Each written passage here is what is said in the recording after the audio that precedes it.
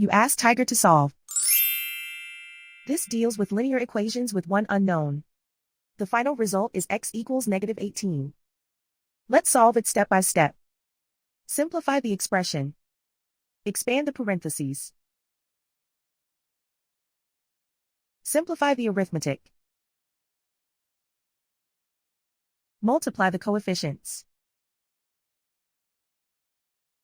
Group all x terms on the left side of the equation.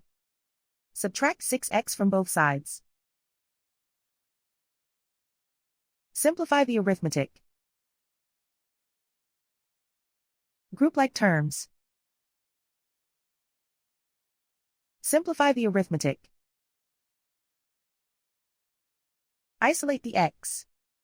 Divide both sides by 2. Simplify the fraction. Find the greatest common factor of the numerator and denominator. Factor out and cancel the greatest common factor. And so the final result is x equals -18.